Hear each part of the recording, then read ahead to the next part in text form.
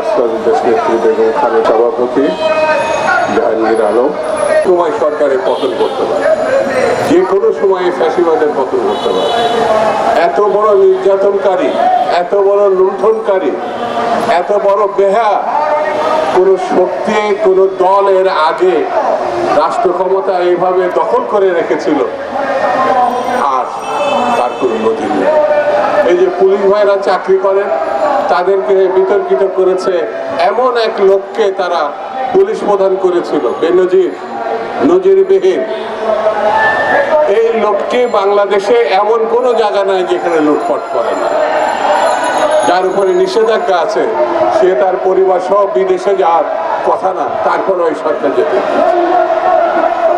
Mister Aziz সেনাবাহিনীকে কলুষিত করেছে, তাকে এই সরকার পোস্টিং দিয়েছিল সেনাপ্রধান হিসেবে। বাংলাদেশের 10 থেকে 12টি ব্যাংক একেবারে ধ্বংস করে ফেলা হয়েছে, একেবারে লুটপাট করে শেষ করে দেওয়া হয়েছে। গায়ের জোরে যে সরকার তথাকথিত নির্বাচন দেখিয়ে রাষ্ট্র ক্ষমতা দখল করেছে, সেই সরকার বৈধ সরকার নয়। সেই সরকারকে অতি অবশ্যই পদত্যাগ করতে হবে এবং কেয়ারটেকারের হাতে ক্ষমতা হস্তান্তর করতে হবে। এছাড়া বাংলাদেশে যে সংকট তৈরি হয়েছে, সেই সংকট থেকে মুক্তির আর কোনো পথ নেই। এই দেশের কৃষক, এই দেশের শ্রমিক, এই দেশের মুসলিম জনতা 2 দিন পরে যে কুরবানি, সেই কুরবানিতে তারা স্বাচ্ছন্দ্যে কুরবানির দিনটি পালন করতে পারবে না।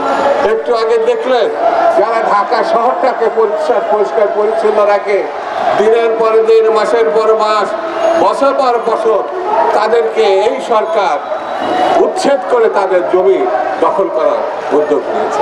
আমরা মনে করি অনতি বিলম্বে এই পদক্ষেপ থেকে সরকারের সরে যাওয়া উচিত।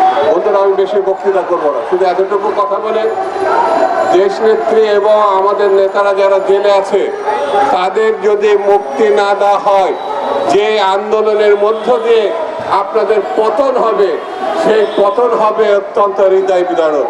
আপনারা নিজেরাও জানেন না যে এই দেশ থেকে যদি একবার পতন হয়, বিশ্বে আর কোনো জায়গায় আপনাদের আশ্রয় নেওয়ার মতো কোনো জায়গা থাকবে না। সেই জন্য অনতি বিলম্বে সংকট উত্তরণের জন্য আপনাদের পদত্যাগ দাবি করে এবং জনগণকে ঐক্যবদ্ধভাবে রাস্তায় নেমে আসার আহ্বান জানিয়ে আমি আমার বক্তব্য শেষ করছি। খুদা হাফেজ। বাংলাদেশ জিন্দাবাদ।